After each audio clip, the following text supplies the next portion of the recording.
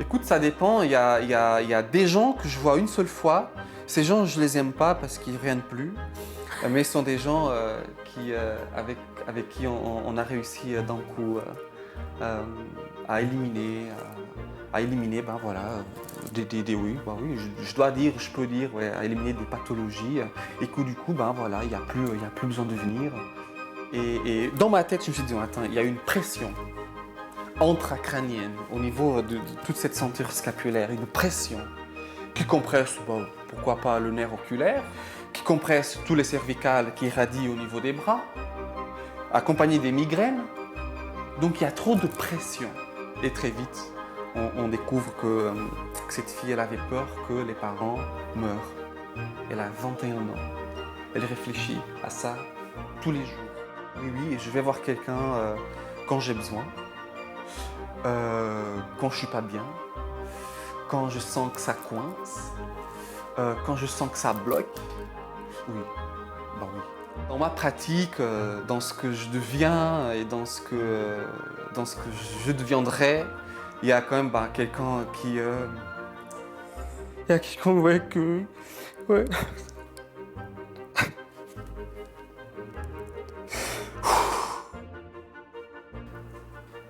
Ouais.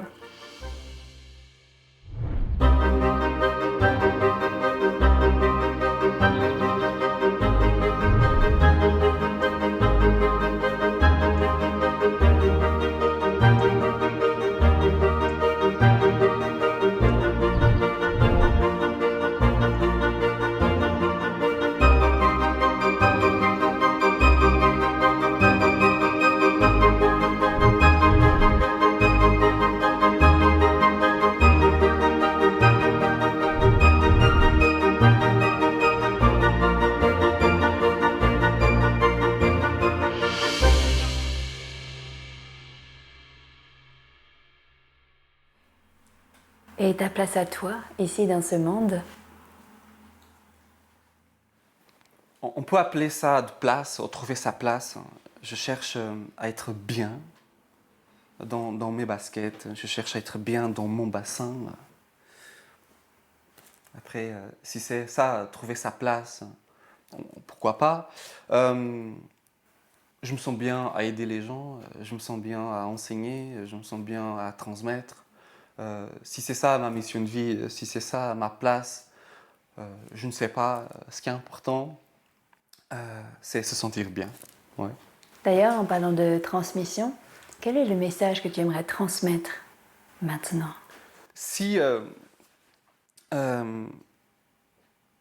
s'il y a un message, s'il y a un message à transmettre, c'est pas, tu sais, ce n'est pas une croyance, c'est pas une simple philosophie de vivre, tu sais.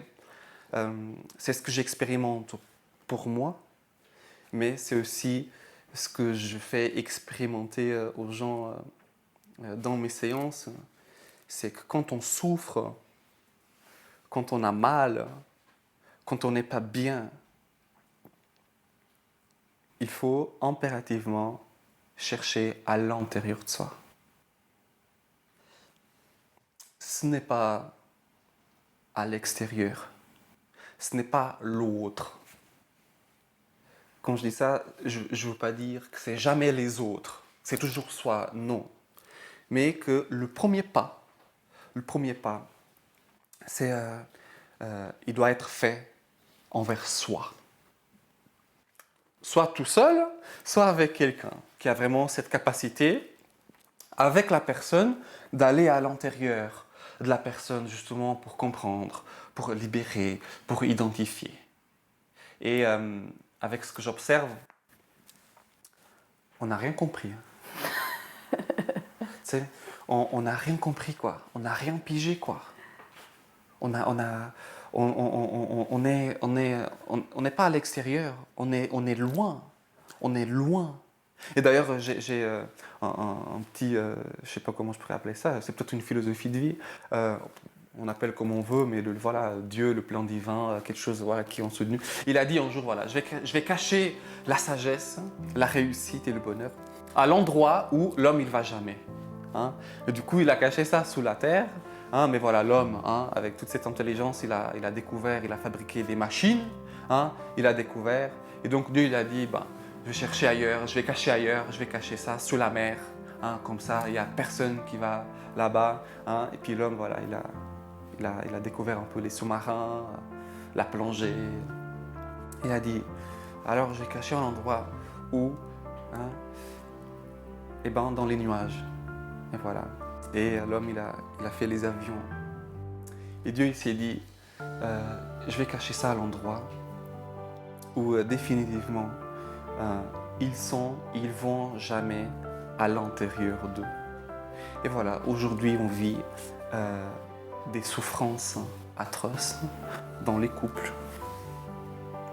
au travail, personnellement, tout simplement parce qu'on n'est pas au bon endroit. Tout simplement parce qu'on va chercher la guérison, des traitements, on va chercher de l'aide. Et ça reste très très loin, ça reste très subjectif, ça reste très en superficie, ça reste très... il manque quoi. Il manque de profondeur, il manque beaucoup de choses, il manque surtout de la profondeur et je pense avoir des capacités, des facultés d'aller avec la personne justement, vraiment parfois chercher en profondeur. Ouais. C'est une clé vraiment très puissante hein, que tu nous partages ici. Est-ce que s'il y avait 3 enseignements que tu voudrais nous partager, ce seraient lesquels? Si comme tu disais tout à l'heure, si je prends cette place aujourd'hui, c'est parce que j'ai su être à l'écoute de l'univers et que j'ai su respecter les signes. Et surtout, j'ai su respecter, j'ai su entendre les noms, qu'il ne faut pas résister, qu'il ne faut pas se battre, qu'il il faut pas trop se fatiguer parce que les choses elles arrivent avec beaucoup de naturalité. Et donc j'ai toujours été où, euh, où le vent m'amenait, euh, tout en étant en accord avec moi, avec mes valeurs. Mais il y a toujours une forme de symbiose avec l'univers et je pense que ça m'a beaucoup porté. Ça m'a porté beaucoup d'aide et ça m'a amené aujourd'hui en fait. Euh, une chose aussi que j'ai pu comprendre avec le temps, Cindy, euh, c'est qu'on est tous différents. Hein, et ça, c'est quelque chose qu'on sait. Hein, c'est quelque chose qu'on connaît, qu'on est tous différents. Mais derrière ça, il se cache un enseignement euh, précieux. Euh, c'est qu'on n'accepte pas les différences des autres, mais on sait qu'on est tous différents.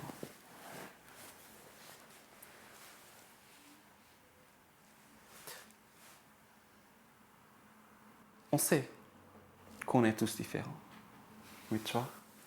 On va pas être d'accord, on va se mettre en colère, on va essayer d'argumenter, on va essayer de prouver, on va se fatiguer. Derrière ça, il y a une difficulté, mais voilà, comme tout dans la vie, hein, ça demande un peu de travail. Avec le temps, j'ai appris à accepter et aujourd'hui, je célèbre les différences des autres. Aujourd'hui, je célèbre les différences des autres. Celui qui me dit que le ciel, il est violet, eh ben moi, je dis ok. Et moi, ça va. Donc, je suis en paix avec moi-même, avec ce que je crois, avec ce que je vois, avec ce que je fais, mais je suis aussi en paix avec, avec ce que l'autre pense. Et parfois, c'est pas évident. C'est pas évident d'être en paix avec ce que l'autre pense de moi, tout en étant quelque chose de complètement différent. Mais voilà, quand tu seras en paix avec toi et avec l'autre, tu atteins une forme de liberté. Ouais, t'es ok quoi, hein, t'es aligné, ouais. Puis tu m'as demandé 3, qu'est-ce que je pourrais rire d'autre. Ah ouais, c'est intéressant. Bon, dans ma vie privée, dans ma vie professionnelle, je décide de plus en plus d'accompagner, de partager, de transmettre seulement à des gens qui ont envie et qui sont prêts. On se fatigue énormément hein, à vouloir que l'autre aille bien. Hein, notre père, notre mère, notre conjoint, nos amis. C'est dur pour nous de le voir souffrir et de savoir qu'il pourrait aller mieux s'il fait ça, s'il dit ça, s'il fait ça, s'il va là-bas. C'est nous au final qu'on se fatigue. C'est nous au final qu'on se fait du mal. Du coup, c'est important d'avoir cette sensibilité et cette forme de détachement émotionnel pour pouvoir aussi accepter voilà, d'être impuissant tant que personne et tant que thérapeute hein, et d'être OK avec ça. Et là, tu gagnes de l'énergie. Ouais. Donc si je résume, c'est d'accepter les non de la vie, d'aller à l'intérieur de soi, d'accepter la différence et puis d'avoir un certain recul, un certain détachement. C'est juste? Ouais, t'as tout compris. Et puis, dans tous les enseignements que tu as vécu, tu as créé, tu as élucidé, quel était le moment le plus marquant dans ta vie?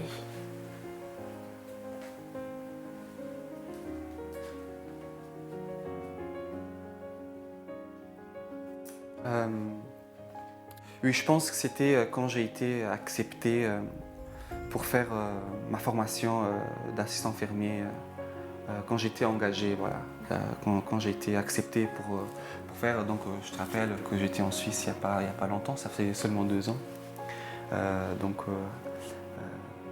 Et moi, que je viens dans un pays qui n'est pas du tout ma langue maternelle, donc le français. Je ne parlais pas très bien le français. Bon, aujourd'hui, il y a toujours des lacunes, hein, on est d'accord. Mais avoir été accepté autant si tôt dans une formation de 3 ans qui n'est pas rien, c'était quelque chose qui m'a marqué. Après, oui, j'ai quand même un soin en particulier qui m'a beaucoup marqué aussi. Je pense que c'était une fille de 8 ans. C'était sa maman qui, un jour, elle m'appelle pour savoir si je peux faire quelque chose pour sa dyslexie. Et je me suis dit, pourquoi pas hein, si on trouve des combines pour une épaule, pour un genou, pour l'intestin, pour l'œil, je dis pourquoi pas pour la dyslexie. Et donc voilà, j'ai été lire un petit peu plus sur la dyslexie, tout en sachant que moi-même j'ai été un grand dyslexique, mais vraiment. Et c'est là que je me suis aperçu que les enfants dyslexiques ont 3 choses, en tout cas, en commun, même si on peut toujours pas faire des généralités, c'est que ces enfants dyslexiques, ils ne communiquent que par la voix du cœur. Ils ont une telle sensibilité qu'ils ne communiquent que par la voix du cœur, tu sais. Et tu me dis, mais André, alors c'est bien ça? Non. Non, parce que ça limite. Hein, ça limite. C'est pas très important là. Pourquoi ils sont comme ça? C'est pas important, je veux dire. Mais ça limite. Ça limite que ça ferme d'autres types de communication. Et donc mon but c'est vraiment ouvrir d'autres types de communication, ouvrir d'autres portes pour que les enfants puissent communiquer avec l'école, hein, qui n'est pas dans le cœur. Tu vois, l'enseignant, les enseignants, en tout cas l'éducation, le système scolaire, il n'est pas toujours dans le cœur. Et les enfants, ils se retrouvent, ils rencontrent des énormes difficultés à communiquer avec l'école, avec les devoirs, avec les consignes, avec les enseignants, parce qu'ils ne parlent pas la même langue. Et donc mon but, c'est de dire oui, tu communiques avec le cœur, mais c'est important que tu communiques aussi d'autres façons, pas qu'avec le cœur. Hein? Bon. Après, les enfants dyslexiques sont des enfants, je dis enfants, mais parce qu'il y a aussi des adultes, qui ne sont pas là. Hein? Ils sont pas là, quoi. Mais quand on dit ils sont pas là, c'est que oui, il manque d'ancrage, de l'ancrage. Mais c'est pas l'ancrage des pieds, les racines, non, c'est pas ça. C'est un niveau très profond, c'est-à-dire qu'ils sont pas dans leur corps. Ils sont pas dans leur corps. Et ben ouais, il faut les faire revenir dans leur corps. Hein? Après, pourquoi ils sont pas dans leur corps? Ça, c'est aussi une question à développer, ça prend du temps à expliquer, mais c'est souvent des types de protection et pour qu'ils puissent rester dans leur sensibilité, enfin. Oui, il faut les ramener dans leur corps, parce que c'est ça qui explique ces enfants qu'ils ont la tête ailleurs, qu'ils sont tête en l'air, qu'ils ne sont pas présents, qu'ils n'écoutent jamais.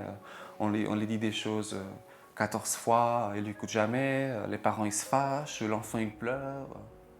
Tout simplement parce que l'enfant il n'est pas là. Et ben moi, je les fais descendre, ces enfants, dans leur corps. Il y a aussi toute une histoire de dispersion au niveau du mental. Hein. Ça frôle un peu cette forme de manque d'ancrage, mais il y a une dispersion au niveau du mental. Ce sont des enfants qui sont partout au niveau dans leur tête. Ils sont tellement dispersés, ils sont tellement ailleurs. Manque de concentration, manque de mémoire, difficulté à comprendre, parce que parfois l'école, ça ne leur convient pas. Et donc mon travail, c'est leur dire par des biais autres que le dialogue, mais en tout cas, c'est vraiment de passer ce message que non, si tu es ici, il faut être ici. Si tu es à l'école, non, il faut être à l'école. Et ça, c'est que dans le plan énergétique, c'est que dans des plans un peu supérieurs qu'on travaille, tu sais. Tu sais, Cindy, je vais te dire une chose.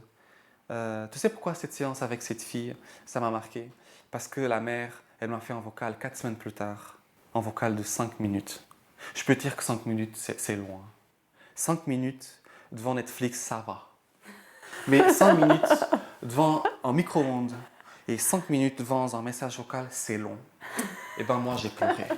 Moi, j'entends le message, je pleure. Tu sais pourquoi? La mère, elle me dit, écoutez, avec mon mari, on ne reconnaît plus notre fille. Elle danse, elle chante, elle siffle, elle a des nouveaux copains, elle a une énergie tellement lumineuse. Mais le problème, c'est qu'elle a fait 6 à la dictée. Elle fait des 4-5, des 5 en maths, alors que c'était une élève avec des grosses difficultés à l'école, tu sais. Je pense que ça m'a profondément marqué cette séance.